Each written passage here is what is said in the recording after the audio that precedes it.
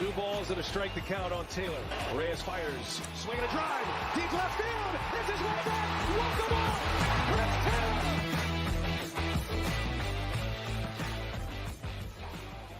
What's up, everyone? Welcome into DodgerHeads Live, presented by DodgerBlue.com, part of the Blue Wire Podcast Network. My name is Jeff Spiegel, joined tonight by Daniel Starkand. Daniel, a Dodgers win. That's what it feels like.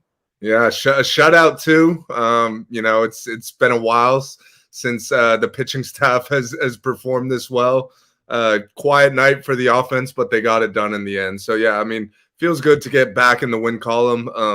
Angels have been playing good baseball recently, and the Dodgers have not. So good win. Yeah, Dodgers end up winning this one 2-0. The final score. Clayton Kershaw, a great performance from him. The offense does just enough. Squeaks a couple runs out. Got a pretty fortunate bounce that probably was, the difference maker here in order to avoid an out, keep a base runner on. They end up scoring 2. And then the Dodgers bullpen against the top 6 guys in the Angels lineup. They needed 6 outs, and Ferguson and Phillips got them exactly that. 2-0 again, the final score. Daniel, I want to start by sort of focusing on what I thought was the key moment of the game. And it was an inning and a half stretch that began in the 7th, Clayton Kershaw's last 3 outs that he needed to get, and then sort of precipitated from there. So bottom of the 7th, Kershaw is out there. He ends the night with 105 pitches. So I believe he started this inning with somewhere in the ballpark of low 80s. Gives up a single and a double to start. So you've got runners on 2nd and 3rd with nobody out. So you've got a tiring Kershaw. You've got a bullpen that hasn't been able to get it done. And Kershaw, we were on the live show, you, me, Greg Bergman, and we're talking through it. They've got to let Kershaw. This has got to be his deal. There's no way they're pulling him then. He gets Padlo to ground out to shortstop, gets a strikeout of Wallach. He walks Rengifo, and then Velasquez grounding into a fielder's choice. And in a 0-0 game with the Dodgers bullpen as bad as they have been, it felt like that was the moment that was going to be the defining moment in this one. Yeah, that was a huge turning point right there. I mean, it was a 0-0 ball game. The first 6 innings, neither team's offense could really get anything going. It was a true pitcher's duel, and that the start of that 7th inning when Kershaw gives up, back-to-back hits, neither of which were hit all that hard, but it's 2nd and 3rd, no outs, and you're like, here we go again, the way things have been going the last few weeks. But hey, credit to Kershaw. I know it's the bottom of the order, and he did what he was supposed to do against those guys. He was attacking the zone. Got away with some probably not great pitches, but when it's bottom of the order type guys, that's what happens. So, like you said, that was right there, because then they come back and score the runs right after that. So for him to bear down there and get those outs, and like you said, we're saying we did not want to go to the bullpen in that situation. We know how bad the Dodgers bullpen has been, especially when they come in with inherited runners and such. So credit to Dave for sticking with Kersh there, and credit to Kersh for getting out of that and kind of taking the momentum back right there for when things could have easily went south, and we could have been looking at a 2-0 loss here, another frustrating loss. Kersh comes up big there. 7 big innings for him tonight, which was great. Yeah, and we'll get more into Clayton Kershaw sort of big picture, but it did feel like things have been spiraling from the Dodgers, and they come to a head in that moment. And the reason I say that is because he gets out of it. It moves to the top of the 8th. James Outman flies out. Rojas doubles down the left field line. Michael Busch steps up. I predicted a home run from Michael Busch tonight. We didn't get a home run, but what we got was a ground ball to the first baseman that, on the second hop that it took, popped 10 feet straight up into the air over the first baseman's head. Miguel Rojas scores easily from second base. They showed a replay, Daniel. It looked like basically the second time it landed right where every guy coming off of first base had been taking his lead. And so there was one spot where the dirt had been pounded extra fine, extra packed down. And so the ball just trampolines over. That scores the first run. Mookie Betts fouls out a Freddie Freeman single that moves Michael Busch to 3rd, and then Will Smith adds an insurance run there to make the lead 2-0. But again, if Busch grounds out, which is what that appeared to be, then all of a sudden you've got a runner on 3rd with 2 outs and Mookie Betts up. Mookie Betts looked terrible. He ends up popping out. So it's possible you get no runs, but you go from Clayton Kershaw 2nd and 3rd with nobody out to a 2-0 lead because of an unfortunate hop for a team, Daniel, that felt like they needed something good to happen to them. For Kershaw to get the outs that he needed, and then to get a little bit of good luck on the offensive side, felt like the difference. Yeah, yeah, that ground ball had eyes. Thank God it got through. But yeah, that to me, that was like a situation where it was like, we're just glad that Detmers is out of the game Yep. at that point. And I know we talked about this on the live stream. The Angels actually surprisingly have a really good bullpen. But the way Detmers was throwing, like he was great for seven innings or whatever. He pitched 6 innings. Yeah. He was almost unhittable. So they were probably just happy to see, anyone else in that spot. Credit to Rojas. He starts that off with the double down the line. And then, like you said, Michael Busch, you called the homer. We were waiting for it all night, but hey, we'll take the base hit there. And then your guy Will Smith also comes up with a clutch hit as well to bring in that second run, which we know with this bullpen is very important. It didn't end up mattering tonight because they were nails, but having that second run, we were even wanting more runs after that. Like we knew that no lead is safe with these guys, but yeah, kind of what we just went through right there with Kershaw getting out of that jam, and then the Dodgers scoring those runs right after. That was like, all the momentum they needed to just finish out the win. Yeah, absolutely. And then the bottom of the eighth, I thought, was kind of the end of this stretch, because then you're looking and saying, okay, it's a 2-0 lead. But the Angels have got the top of their lineup due. Kershaw's over 100 pitches. We need to go to the bullpen. You, me, and Greg are sitting there like, it's got to be Phillips. It's got to be Phillips. It's got to be Phillips. Righty, lefty, righty, due up. Instead, they go to Caleb Ferguson, who I've said was number 2 on my bullpen power rankings. Not to say that I had full trust in him, but if you look at the whole, basically aside from a bad 7 or 8 day stretch, he has been dominant, and he has been dominant since that stretch. He comes in against Ward, Ohtani, and Trout and goes fly out, strikeout, strikeout, and absolutely dominant. Like there was nothing fluky about it. He was blowing 97, 98 past those guys, getting them looking. The slider was right where he wanted it to be. It was an incredible performance from Caleb Ferguson. And that was the moment, Daniel, where I think we all took a sigh of relief and said, now we've got a 2-0 lead. Ferguson just shut down 2 of the best hitters, not just on the planet, of all time, potentially. 2 of the best players, I should say, of all time. And absolutely incredible stuff there. So I see we've got a super chat. Now the world 138. It's my 38th birthday. Nothing better than a win. Happy birthday to Happy you. birthday. Not the most exciting game in the history of the world, Daniel, but I mean, if you're a Dodgers fan and today was your birthday, after what we have seen, to see a vintage Clayton Kershaw performance, and then the bullpen sort of a couple guys, Phillips, I'd say we've trusted, but for Ferguson to look the way he did, to scratch out a couple runs, it's a pretty dang good birthday present. Yeah, and it was a pretty quick game as well. So once we wrap up this, post-game show, you'll have plenty of time to go out and celebrate. I know it's a Tuesday night, but hey, you only turned 38 once, so why not go enjoy the Dodger win? But yeah, we were talking about Ferguson. We were sitting there wondering why they're going to him in that spot. Like we know he's struggled a little bit as of late. We know he's not been good against righties. Like he's mainly been getting lefties out. So seeing 2 righty, like Ward's righty, then Ohtani's lefty, and then Trout's righty, 2 out of the 3 batters are righty. We were waiting for Evan Phillips to come in. Like he's the one guy you trust. That's the highest leverage situation. That's the heart of the order. Like you said, two of the greatest players ever. So obviously got to give credit to Caleb for coming through in that spot. Like you said, he looked probably as dominant as he's looked all year. Like he was 96 to 98 with the fastball. He was locating well. Like he strikes out Trout on that fastball away, which was just the perfect pitch. But yeah, I mean, Caleb's been good for most of the year. I think a lot of us, myself included, just have that one outing, that disaster outing he had in Cincinnati a week or 2 ago, whenever it was. That's still kind of fresh on our minds. But for the most part, he's been really good. I think we know he's got great stuff. It's just a matter of can he command it. And, tonight he commanded it really well. And a 1-2-3 inning right there was exactly what you want after scoring those 2 runs to take the lead. You don't want to give the momentum back right there. So huge outing for him. We sit here and criticize Dave Roberts all the time for decisions he make when they don't turn out well. So I guess, he makes this decision and it works out perfectly. So I guess he deserves some praise there. Yeah, I mean, Fernando says it perfectly. If Ferguson doesn't come through, people would be talking about Roberts getting fired.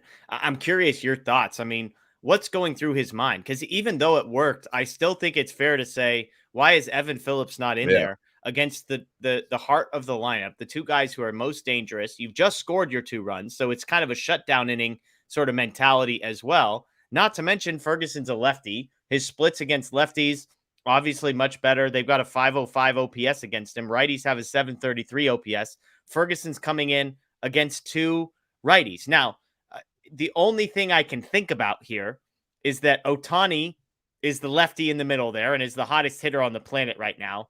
And there aren't any lefties coming later in the lineup in the 4, 5, 6 spot early either. So if Ferguson's the only guy you trust other than Evan Phillips, I suppose getting him in there against Ohtani was really the only place that made sense to get him in there. Otherwise, you're going to a guy like Gratterall. So maybe that just shows the gap in how much they trust Ferguson compared to everybody else. I mean, I'm just trying to talk this one through.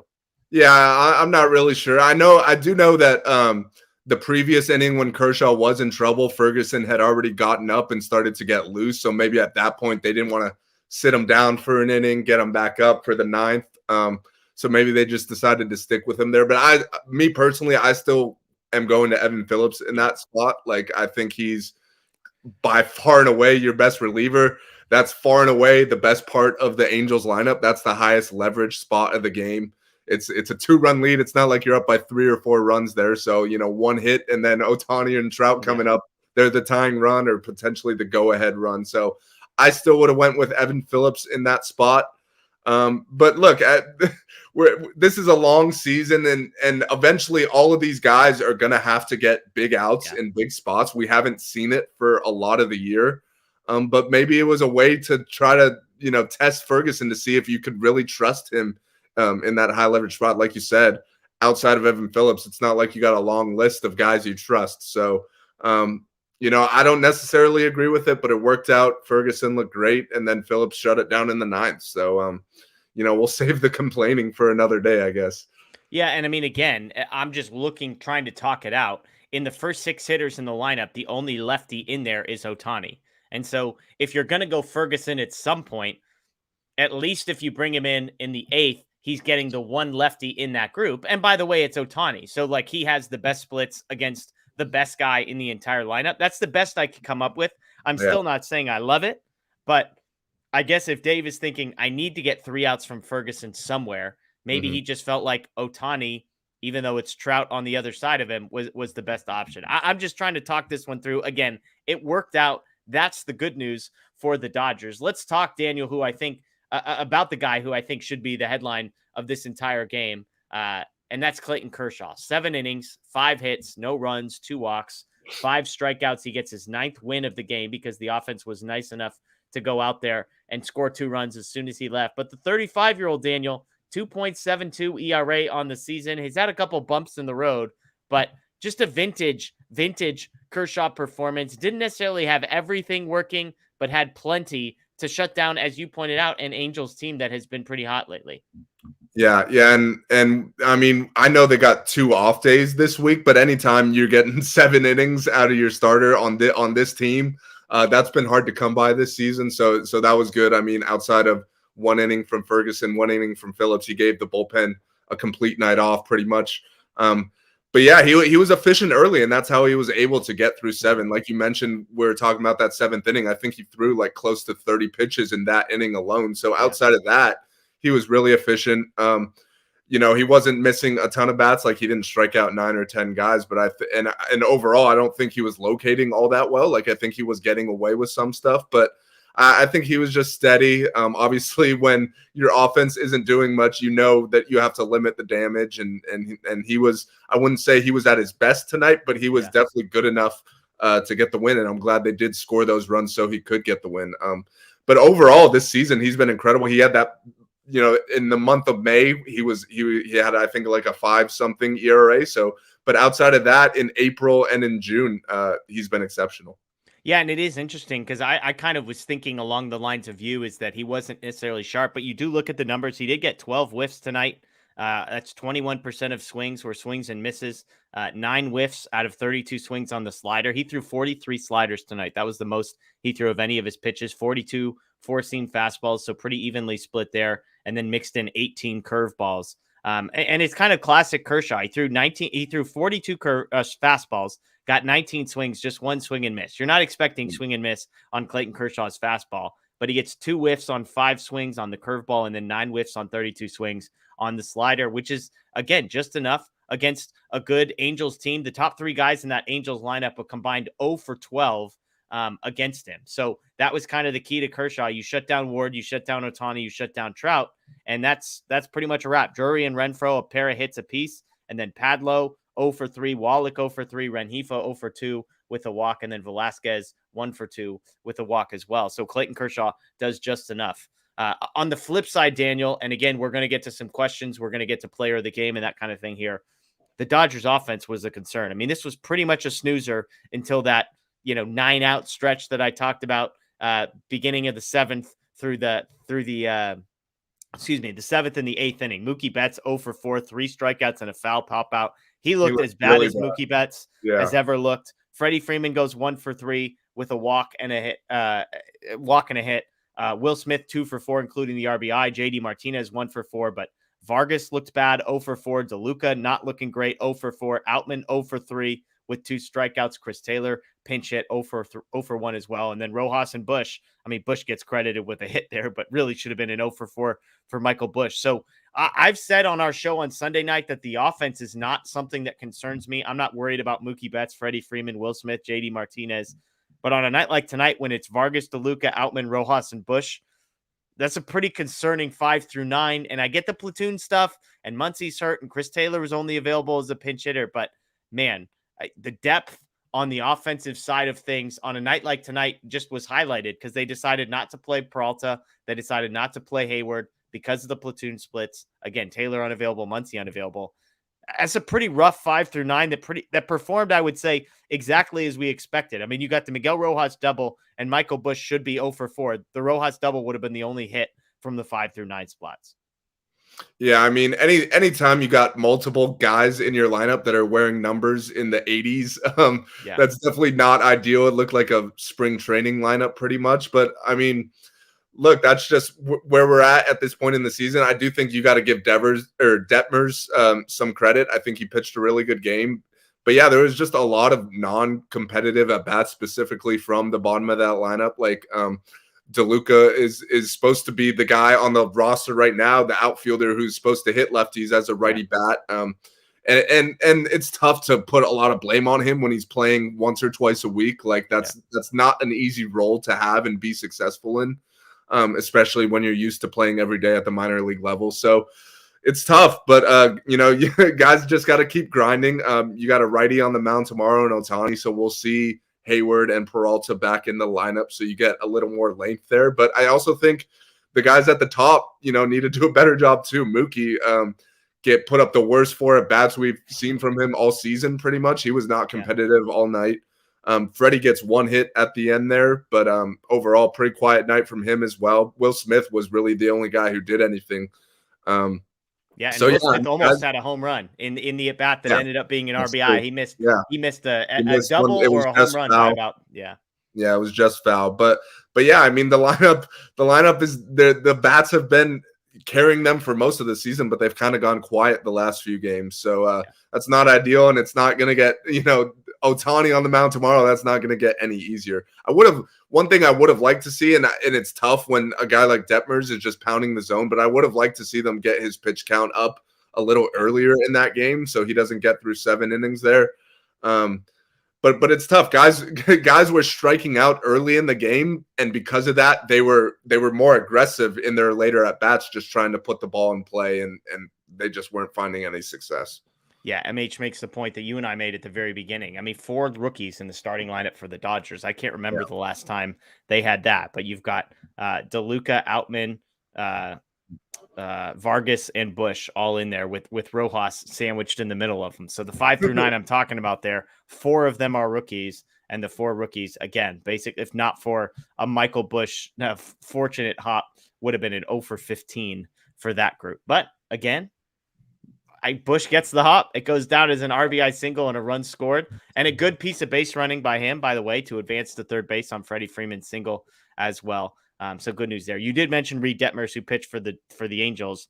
He was incredible. 98 pitches, 62 of them for strikes. This is a guy whose ERA came in around 4.3, 7 innings, 2 hits, no earned runs, 1 walk, 8 strikeouts for the Angels pitcher. And then you get into the bullpen, which had the 5th best ERA coming in, and Davinsky gives up 4 hits and 2 earned runs. And then Loop gets a perfect inning for him on the back end. So the Dodgers do just enough. That's the headline tonight.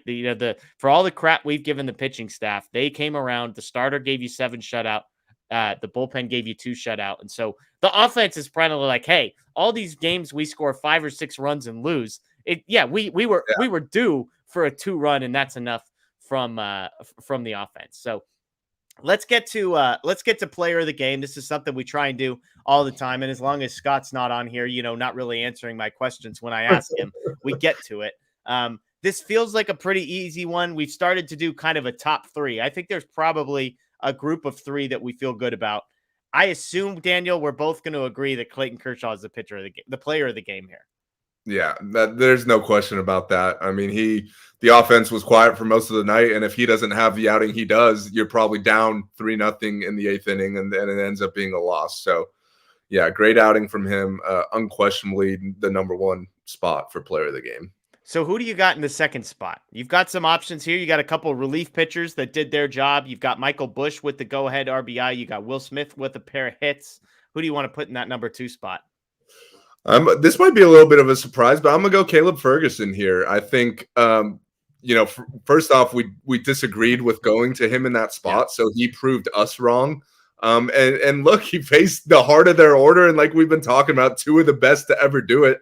He strikes out both Trout and Ohtani. Looked, filthy doing it. So those 2 runs you score in the top half of the inning mean nothing if you go and give 2 or 3 right back to them. So I'm going to go Caleb Ferguson. Obviously, there's a couple offensive guys. I'll let you pick between those just because I don't know who to pick between those guys. Yeah, look, Caleb Ferguson was going to be my second as well. I mean, you get 2 runs in the top of the inning, and you need your bullpen to come in and a shutdown inning against Trout and Ohtani. And it's not just that he got through it, it's that he was utterly dominant. I think he's got to get some credit for it there. So I have Caleb Ferguson there. And it's one of those, by the way, you look at the game log, and I mentioned 1 bad week. So he was bad. June 4th was against the Yankees. 1 inning. He has the walk, the hit, 2 earned runs. He comes back against the Reds. That's the game you've referenced. He only gets 1 out. He gives up 3 earned runs, 3 walks in that one. The next 2 after that, 1 earned run, 1 earned run. Since then, 4 appearances, no hits, no walks, no runs, 5 strikeouts against the White Sox twice, and then the Giants, and now the Angels. So Caleb Ferguson, who had been scoreless in 21 of his first 23 appearances, has a really bad 4 appearance stretch, appears to be on the other side of that. So I've got him second. And I agree that third spot's tough. I'm going to go Will Smith, the only guy on the team to get 2 hits. He had the RBI single, and, with all due respect to Michael Busch probably is more fortunate than good on his. That was a ground out that turned into an RBI single. So give me Will Smith in that third spot. I mean, although, again, you could make a case that with how bad the bullpen has been, Evan Phillips striking out a pair as well could get some consideration. So are you going Will Smith in the third spot? Evan Phillips? Do you want Michael Busch there? Who do you got? I'll take Miguel Rojas because he starts it off with that double. He technically scores the winning run. So you could have Will Smith, and I'll go Rojas. Love it. So there you go. He also, I know it wasn't and those are also the 2 guys who got the big out at home plate, which was overturned on replay. I know Rojas's throw wasn't great, but Will Smith did a great job, getting to that and making a tag. So no, I'm glad you mentioned that because that was a big play early in the game. I believe it was the third inning. Was it the 4th inning? Maybe 4th inning. Hunter Renfroe doubles, and Drury gets thrown out at home, and it was funny because for part of it, our stream froze right at the exact worst moment, but we ended up getting 100 different replays of it. But it's a double to center field. Outman plays it perfectly off the wall, fires a strike to Rojas, who, to your point, the velocity on the throw is good. He throws it about 3 feet wide to the right, but Will Smith stays in good position, kind of backhands it across his body, and then reaches out and extends. Originally called safe. As a 6-minute review, takes forever. As you pointed out, we were watching the TBS broadcast, which never gave us the best angle. Apparently, you were saying on MLB Network or wherever, they had a better angle. But Will Smith, an incredible pick, and then an incredible tag to keep that game scoreless. So, to your point, I think that helps the Will Smith in that number 3. Maybe even you could argue put him in the number 2 spot for that tag on its own, in addition to the 2 hits. So, big play there from the Dodgers in the bottom of the 4th. No, and in the number 4 spot, we could put the MLB replay system because they finally got one right. We saw all those replays. We did not think they were going to overturn it. I would not have blamed them if they didn't overturn it, but I think there was one angle where it's conclusive that he was out. So credit to them for getting that right, because I feel like they never get it right. Yeah, absolutely. Absolutely. So there you go. That's our player of the game. We've got time for some questions. This one, we probably won't go the full hour tonight, but if you've got any questions, feel free to fire those. Throw all caps questions on the front end and fire away. We'll get to as many as we can. And we've got Daniel here, Lakers aficionado, Lakers Nation reporter. So if you've got any NBA draft questions, I suppose you could throw them at him. You could throw him some trade proposals, see what he thinks about that. But let's see. Michael asks, what bats, not infielders, do you see the Dodgers adding at the trade deadline? No signing free agents and bringing guys up from the farm doesn't count. Okay. So which bats do you see the Dodgers adding at the trade deadline? It sounds like he's saying not infielders. So I think we were talking about this on stream. We didn't mention names, but I think me and Jeff were both in agreement that they probably need to add a right-handed bat outfielder that could still hit left-handed pitching. We know they got a lot of lefties out there. So the one thing they could add is a nice little, platoon type guy. I don't think they're going to go big fish hunting. I don't know even what big name bats are going to be out there. I don't know. You got any names? I haven't really thought about the guy that I've mentioned in the chat before that I kind of stumbled across would be Lane Thomas on the Nationals. And the reason I like him is a few things. He's 27. He's got a couple of years of team control. He's not a free agent until 2026. Next year is his first year arbitration eligible. Only got one option left. He just came over to the Nationals, I believe, a year or two ago. The cost was not super high. I'm blanking on the pitcher that he was traded for, but it's a guy that you'd all hear about and say, oh, that's, it was sort of a random one. But he's basically the best hitter in baseball against lefties. He's an outfielder. He's fast, apparently not a great fielder, but he's hitting 356 against lefties. He's got 6 home runs and 98 plate appearances. So I just wonder if he's the type of guy that can go out. He'd be in the system for a few years. When you look at the Dodgers farm system, I mean, Outman, DeLuca, Andy Pages, those are the only outfielders that are kind of even in the top 20 prospects in the system, really. And, DeLuca, Outman, depending on what your view of those guys is, it wasn't too long ago. Outman was viewed as a 4th outfielder. I think DeLuca's kind of viewed as a 4th outfielder a little bit. So if you can get a guy like Lane Thomas, who's around for a few years, who mashes lefties, even if he's a platoon guy, I just think that's an interesting name. We disagreed on the chat about cost. I don't know if you would have to give up a guy like Pages to go out and get a Lane Thomas because of the amount of team control and because of the season he's having this year. He's like a 1.5 WAR player. He's not great against righties. I mean, that's the funny part about him, but he plays every day because he plays for the Nationals. 124 weighted runs created plus, 1.2 WAR. Last year was 96 weighted runs created plus. So he's having a breakout season. So to the point there, maybe that's why he doesn't cost quite as much, but he just fits the mold. He's on a crappy team. He matches lefties. So Lane Thomas is just one name that is intriguing to me. So and that's the thing, is you got to look at who's going to be sellers this year, because I don't think there's going to be as many as some other years. Like if you look at both the central divisions right now, like you might only need to be 500 to win either of those divisions. So pretty much every team in those divisions might not sell. Like I think the Royals will probably sell, the Oakland A's, the Washington Nationals. Those are the teams you kind of have to look at, and I don't think there's a whole lot out there. So I know Andrew Friedman has said that pitching will be a big focus. I still hope they add at least one bat, and I think they will, but I don't think there's going to be that huge impact bat out there as there has been, in some other years when they went out and got a Manny Machado or whatever the case may be. Yeah, absolutely. So something to keep an eye on. And that's why, the cost on a guy like Lane Thomas might be higher than normal just because there might be so few teams selling. Roger has a fun one here. How many Dodgers in the All-Star game? Some voting has been happening. So Mookie Betts, Freddie Freeman, JD Martinez, and I believe Will Smith are the 4 guys who are slated to finish in the top 2 at their position, which would move them ahead. And I believe those 3, except for Will Smith, are all the leading vote getters up until this point. Is that right? Yeah, they are. So you've got those 4 that seem fairly likely. I pointed out the good news for Will Smith is even if he finishes in second, it would be between him and Sean Murphy, who are the two guys that deserve it. So no JT Realmuto sort of winning a popularity contest and messing that up. So I would bet those four, it seems like, are pretty good bets to all make the game.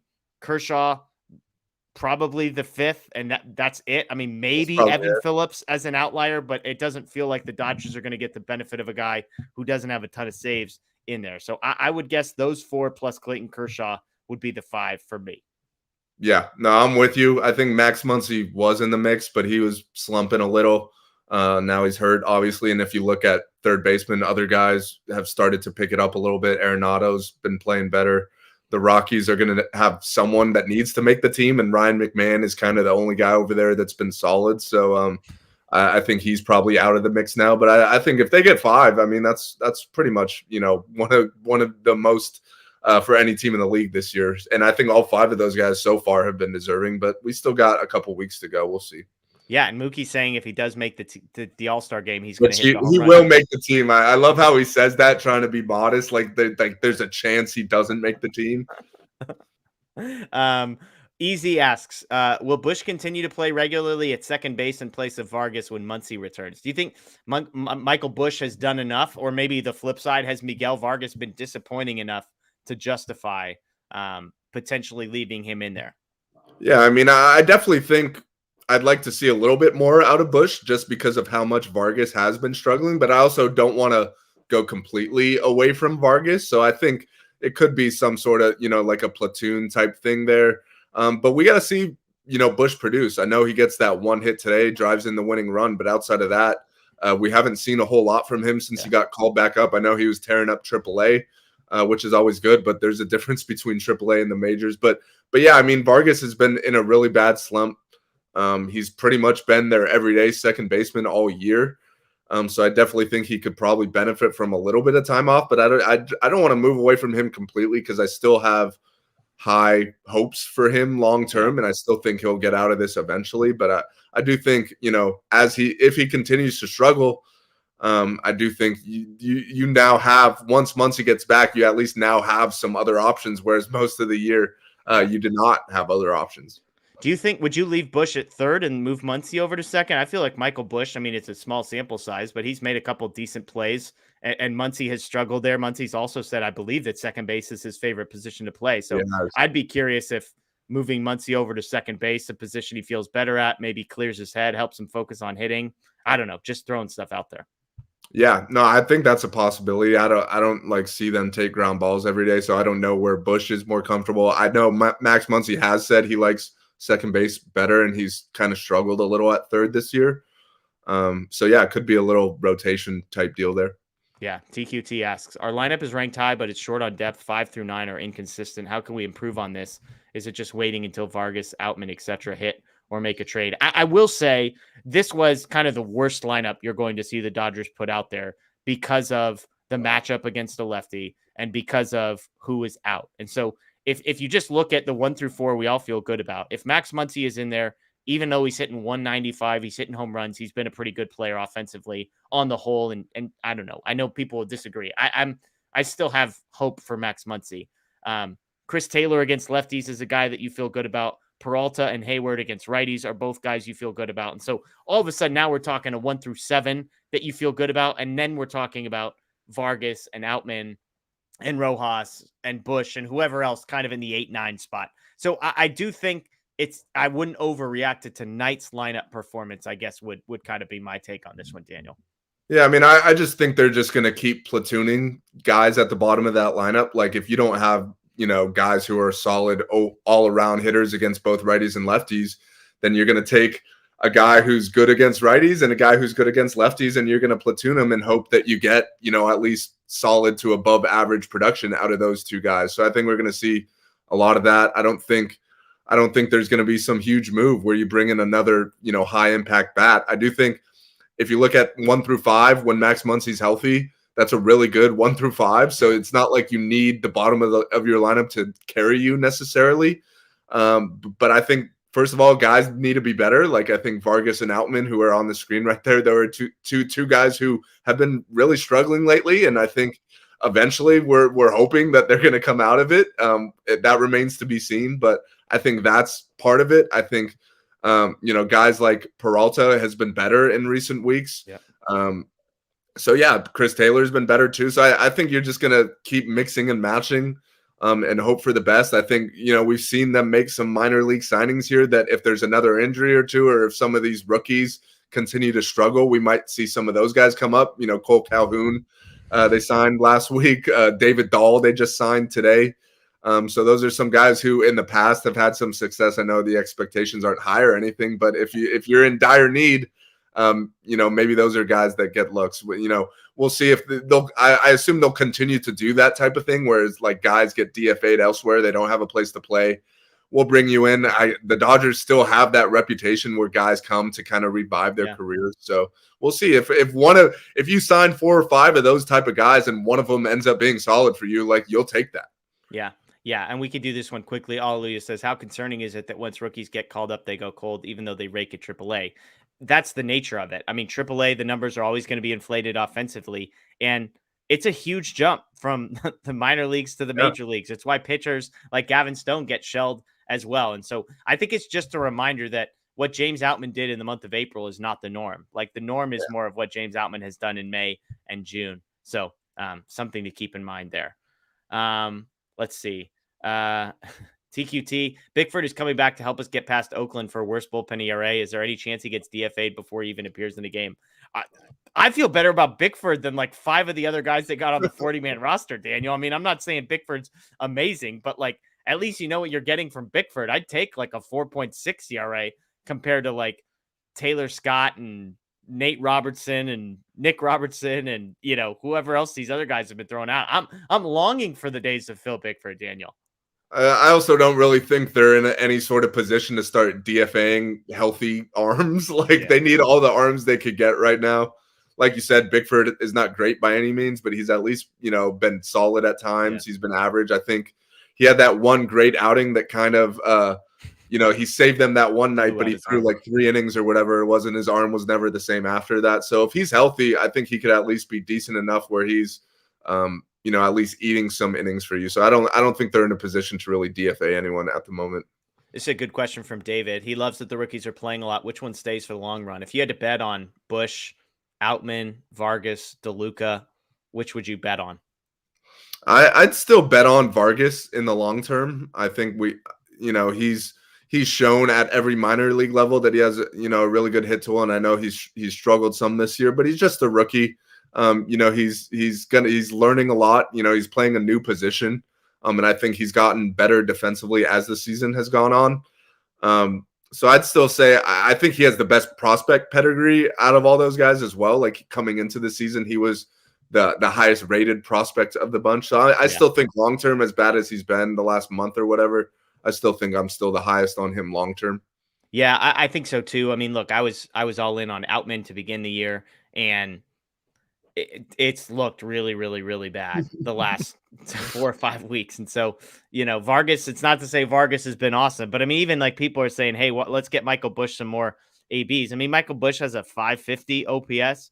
Vargas is at least up almost to 700. So as bad as Vargas has been, he's got a 310 on base and a 377 slug. Those are not great numbers, but they're approaching average, which is what you'd take for some of these guys.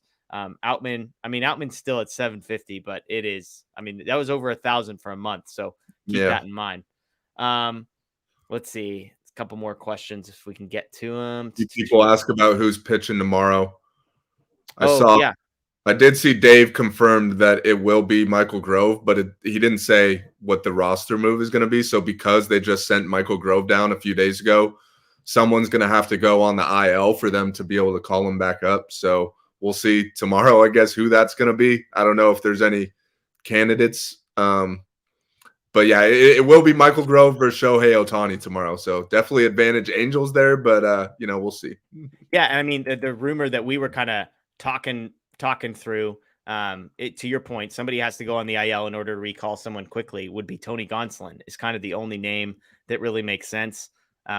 Obviously Ferguson and Phillips both pitched tonight and they look good. So I I don't know. I mean, can you think of anybody else? Because it has to be a pitcher. That's the other piece.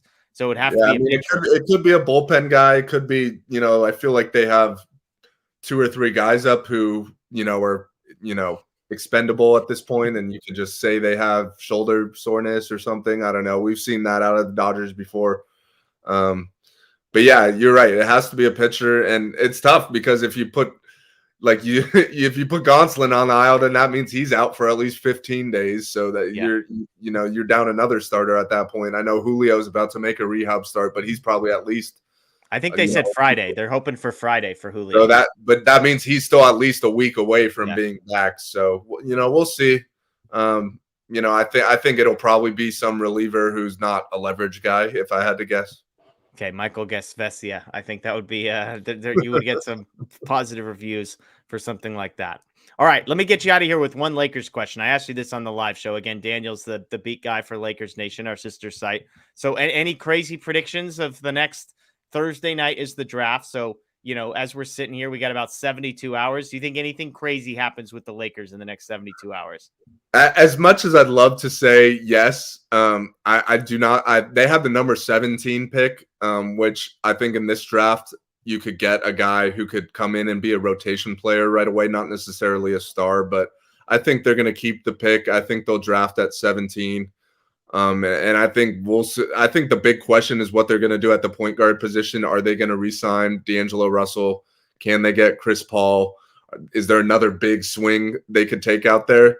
But I think they're going to make the pick, and they might try to package, whatever other contracts they have. But I'm not expecting any huge moves, and I know that sounds boring, but I think they're going to run back pretty much the same squad that they had last year. I think their main priorities are re-signing Austin Reeves and Rui Hachimura, and I think they will get that done. I mean, they're restricted free agents, so they can match on anyone. So I don't think we're going to see that big move, unfortunately. Well, the good news is I heard they are no longer the favorites for Chris Paul, which I appreciate. I think the Clippers are looking like the Clippers for Chris Paul. Yeah, I'm with you on that. I mean, I'd take him for a minimum salary. Like, you're not going to get that type of production for the minimum very often. But I mean, the guy's 38 years old. He's already shown he can't stay healthy. So I'm not nearly as high on Chris Paul as other people seem to be. Well, check out the Lakers Nation channel for tons of content in the next few days. I'm sure they'll be doing something during the draft as well. And then check out LakersNation.com, where folks like Daniel are putting out great content as well. Thanks, everybody, for joining us, whether it's live via Twitter, via Facebook. We greatly appreciate you. If you're watching this after the fact on YouTube, or if you're listening to it via podcast as part of the Blue Wire Podcast Network, thank you to you as well. You can find our podcast, search DodgerHeads on Apple, Spotify, or Google, or you can find us on YouTube, Dodger Blue 1958. Please subscribe, ring the notification bell. That does us a huge favor as well. Dodgers win 2-0. Clayton Kershaw, absolutely dominant offense, squeaks by with the pair of runs. And then the bullpen, as we expected, 2 perfect innings right through the middle of the Angels lineup. That's Daniel Starkand. My name is Jeff Spiegel. As always, we appreciate you joining us. And of course, go Dodgers.